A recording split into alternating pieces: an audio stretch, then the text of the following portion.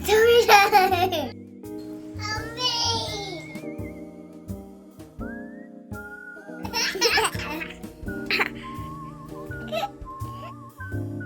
Hey kiddos! Today we have a classic book to read from the library. This one is called The Velveteen Rabbit. Okay, let's get into it and see what happens. Okay, The Velveteen Rabbit. Alright, The Velveteen Rabbit, or How Toys Become Real. There once was a Velveteen Rabbit, and in the beginning he was really splendid.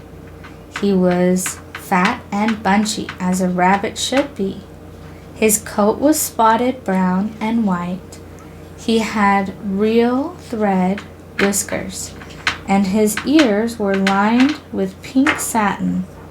One Christmas morning, when he sat wedged in the top of the boy's stocking, with a sprig of holly between his paws, the effect was charming. There were other things in the stocking, nuts and oranges, and a toy engine, and chocolate almonds, and a clockwork mouse, but the rabbit was quite the best of all.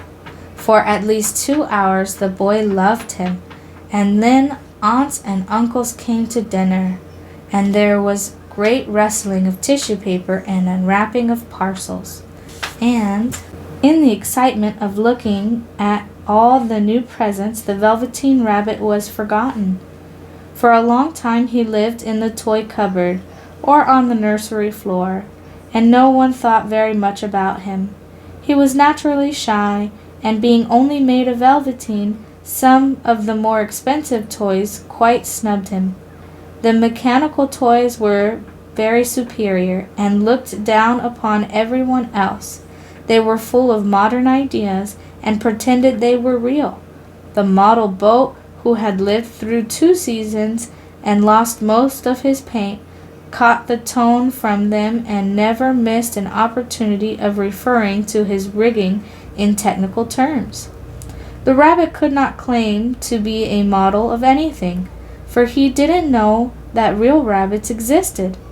He thought they were all stuffed with sawdust like himself, and he understood that sawdust was quite out of date and should never be mentioned in modern circles. Even Timothy, the jointed wooden lion, who was made by the disabled soldiers and should have broader views, put on airs and pretended he was connected with the government. Between them all, the poor little rabbit was made to feel himself very insignificant and commonplace. The only person that was kind to him at all was the Skin Horse. The Skin Horse had lived longer in the nursery than any of the others. He was so old that his brown coat was bald in patches and showed the seams underneath, and most of the hairs in his tail had been pulled out to string beaded necklaces. He was wise, for he had seen a long succession of mechanical toys arrive to boast and swagger, and by break in their mainsprings and pass away. And he knew that they were only toys and would never turn into anything else. For nursery magic is very strange and wonderful, and only those playthings that are old and wise and experienced, like the Skin Horse, understood all about it. What was real? Asked the rabbit one day when they were lying side by side near the nursery fender, before Nana came to tidy the room. Does it mean having things that buzz inside you and stick out handle? Real isn't how you're made, said the Skin Horse. It's a thing that happens to you when a child loves you for a long, long time, not just to play with, but really loves you, then you become real.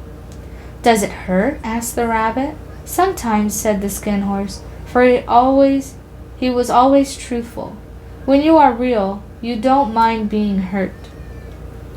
Does it happen all at once, like being wound up? He asked, or bit by bit? It doesn't happen all at once, said the Skin Horse.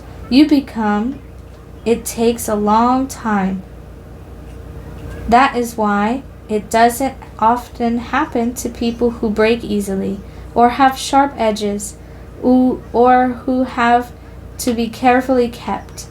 Generally, by the time you are real, most of your hair has been loved off, and your eyes drop out, and you get loose in the joints and very shabby, but these things don't matter at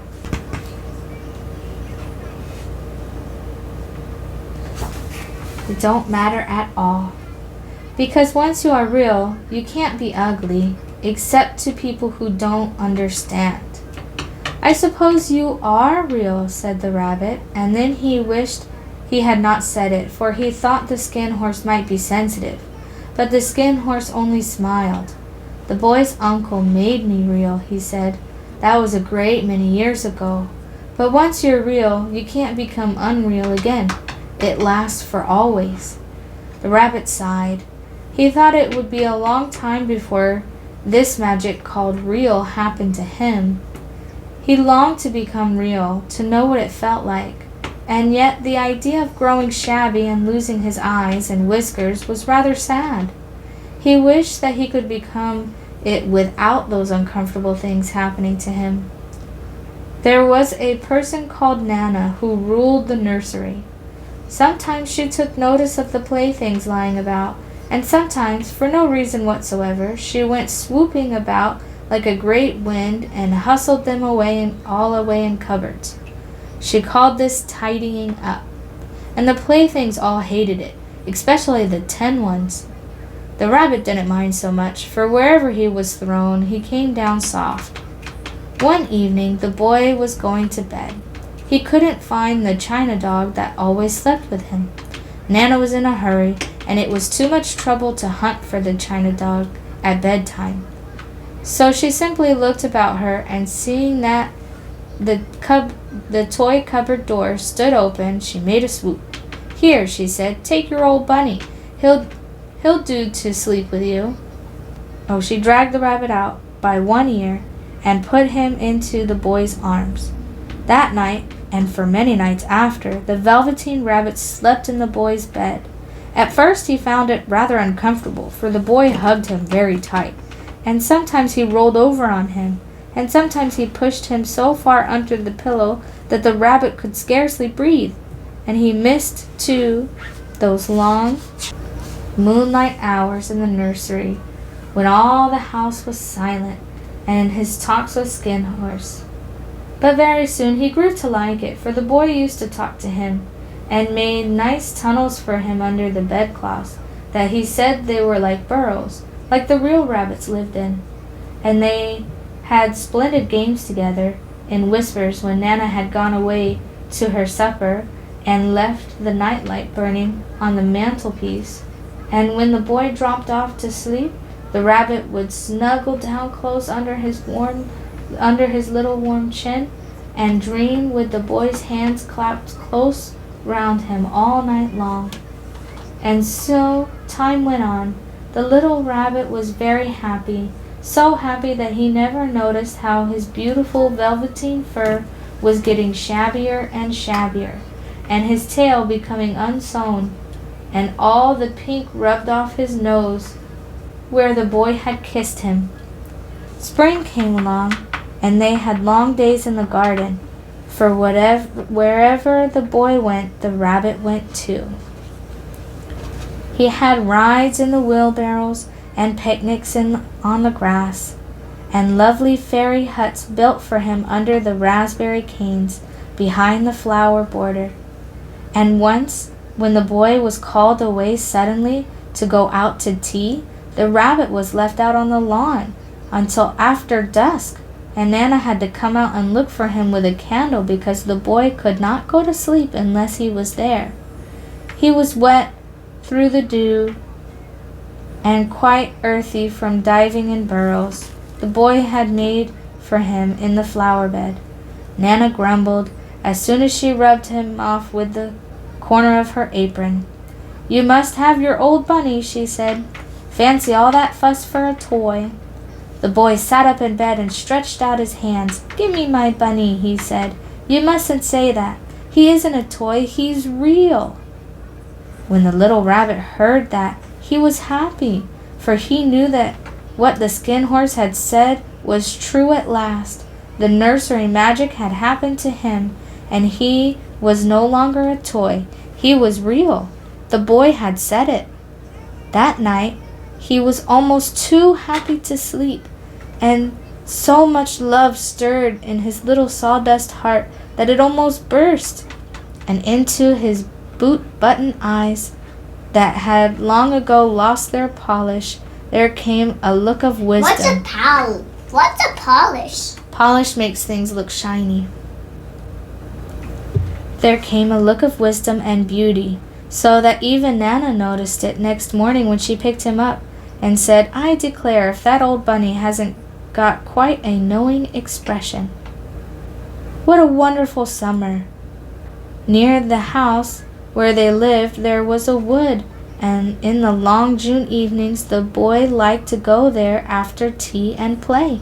He took the Velveteen Rabbit with him, and before he wandered off to pick flowers or play at brigands amongst the trees, he always made the rabbit a little nest somewhere among the bracken where he could be quite cozy, for he was a kind-hearted little boy, and he liked Bunny to be comfortable. One evening,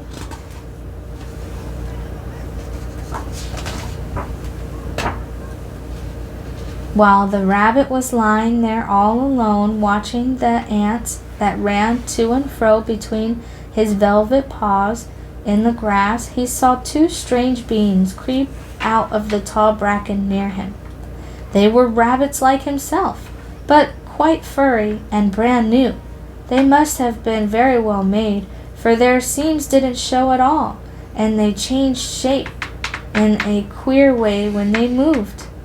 One minute they were long and thin, the next minute fat and bunchy, instead of always staying the same like he did. Their feet patted softly on the ground, and they crept quite close to him, twitching their noses, while the rabbit stared hard to see which side of the clockwork stuck out, for he knew that people who jump generally have something to wind them up, but he couldn't see it. There was evidently a new kind of rabbit altogether. They stared at him, and the little rabbit stared back, and all the time their noses twitched. "Why don't you get up and play with us?" one of them asked.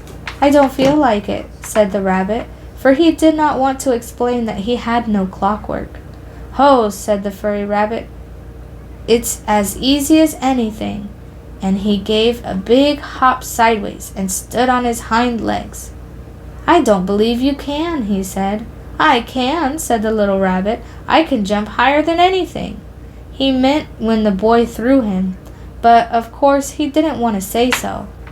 "Can you hop on your hind legs?" asked the furry rabbit. That was a dreadful question, for the Velveteen Rabbit had no hind legs at all. The back of him was made all in one piece, like a pincushion, and he sat still in the bracken and hoped that the other rabbits wouldn't notice. "I don't want to," he said again. But the wild rabbits had very sharp eyes, and this one stretched out his neck and looked. "He hasn't got any hind legs," he called out. "Fancy a rabbit without any hind legs." And he began to laugh. "I have," cried the little rabbit. "I have got hind legs. I'm sitting on them." Then he stretched them out to show me. "Like this," he said, the wild rabbit. And he began to whirl around and dance, till the little rabbit got quite dizzy. "I don't like dancing," he said. "I'd rather sit still." But all the while he was longing to dance, for a funny new tickling feeling ran through him.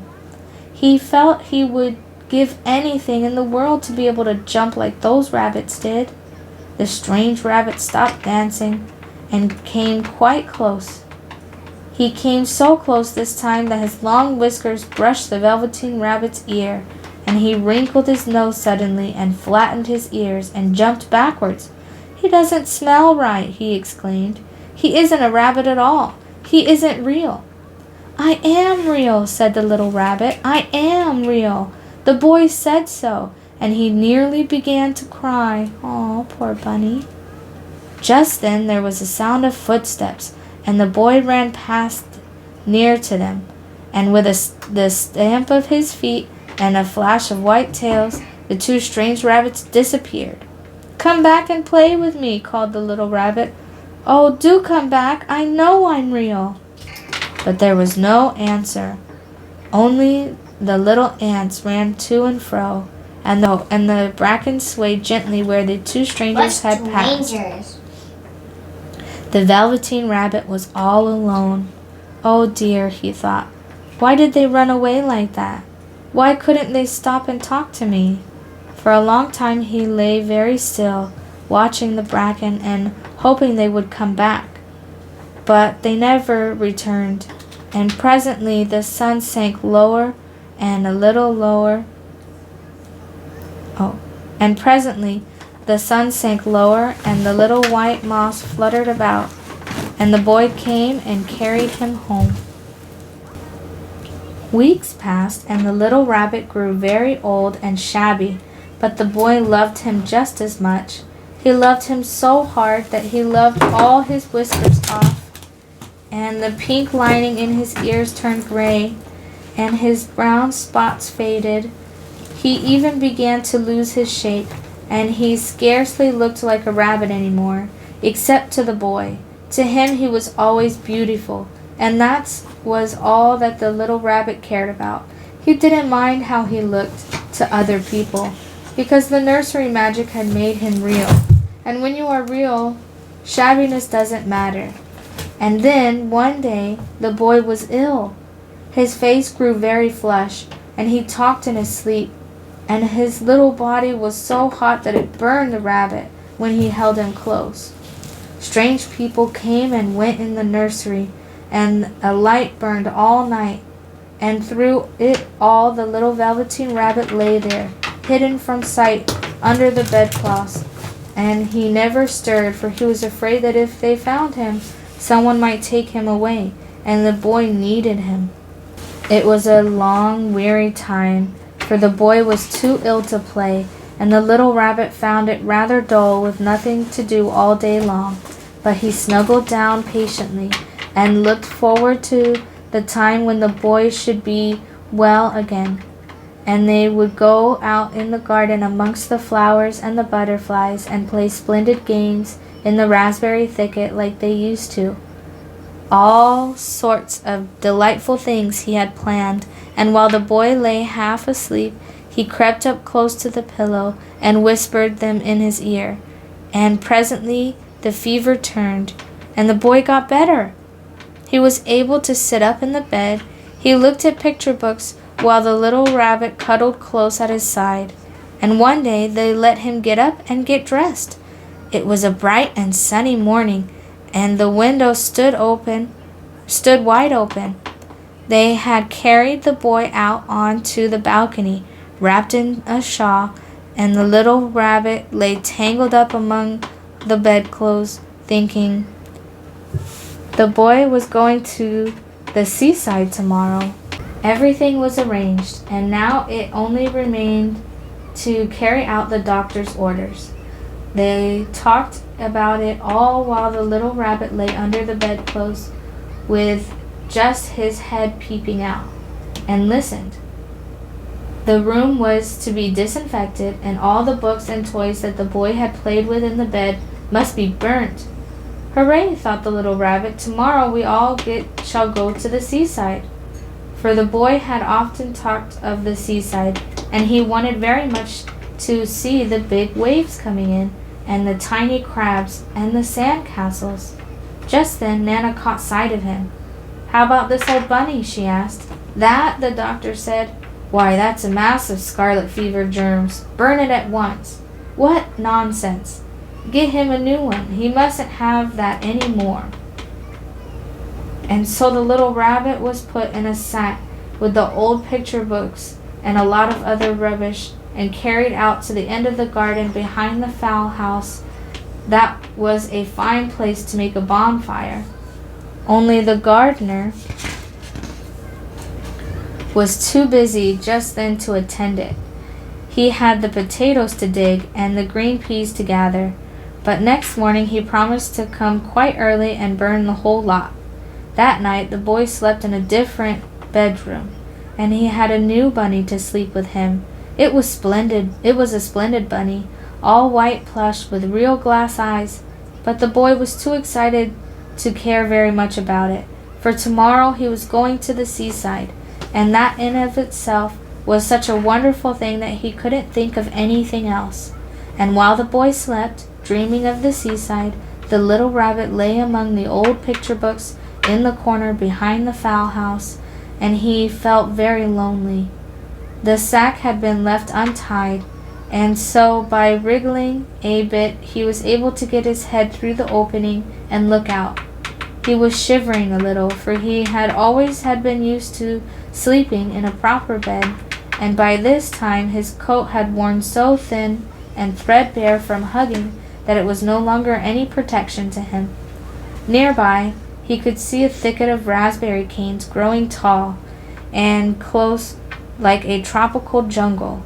In those shadows he had played with the boy on bygone mornings.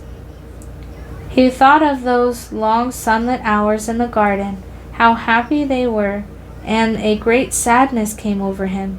He seemed to see them all pass before him, each more beautiful than the other. The fairy huts and the flower bed, the quiet evenings in the wood when he would lay in the bracken and the little ants ran over his paws, the wonderful day when he first knew he was real. He thought of the skin horse, so wise and gentle, and all that he had told him. Of what use was it to be loved and lose one's beauty and become real if it all ended like this? And a real tear trickled down his little shabby velvet nose and fell to the ground. And then a strange thing happened. Where the tear had fallen, a flower grew out of the ground. A mysterious flower, not at all like any that grew in the garden. It had slender green leaves and the color of emeralds, and in the center of the leaves a blossom like a golden cup.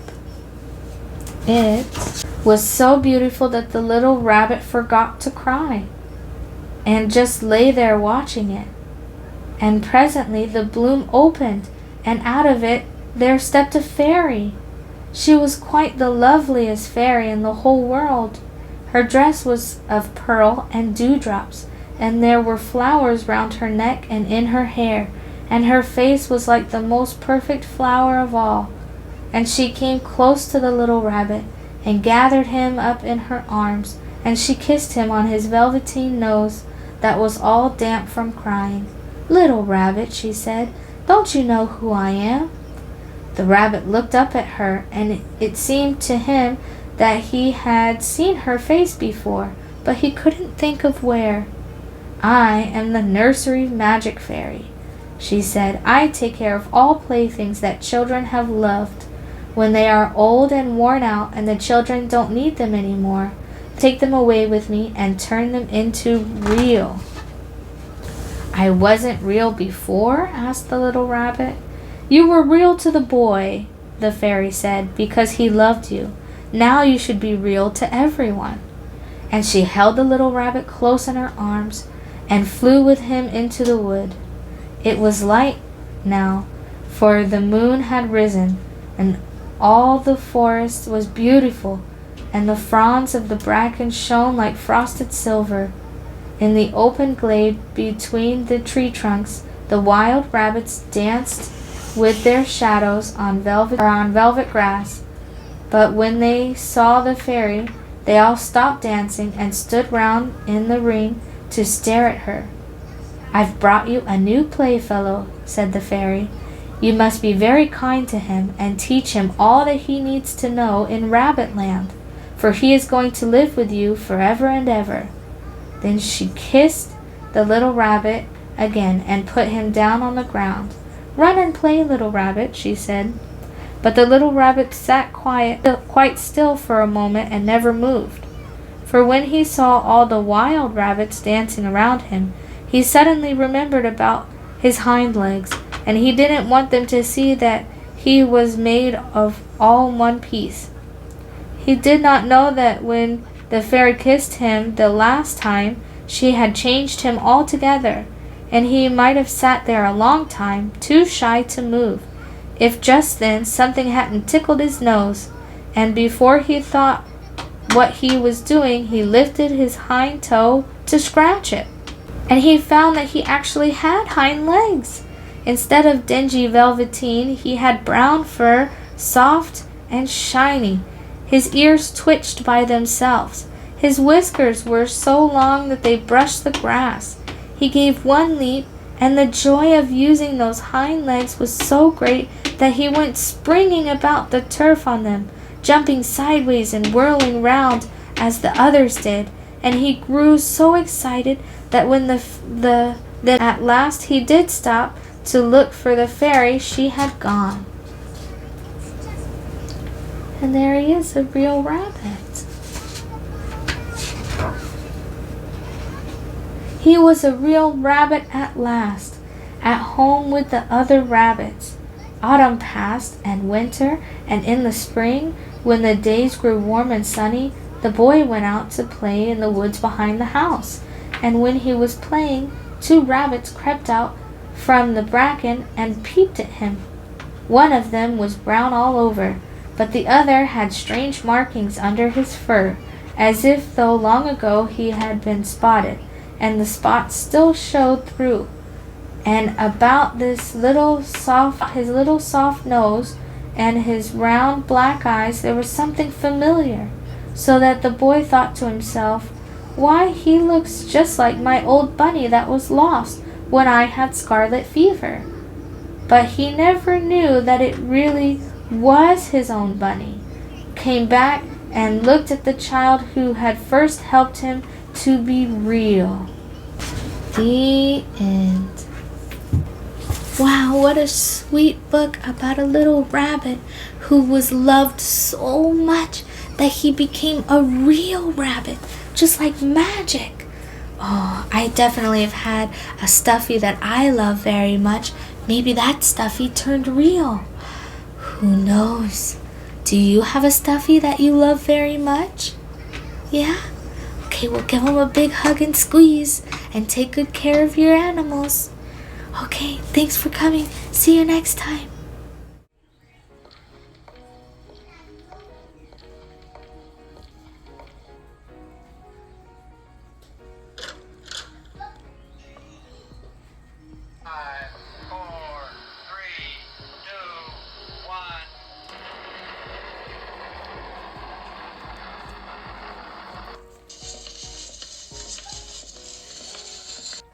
Houston to Hero Team 1. I'm cleared.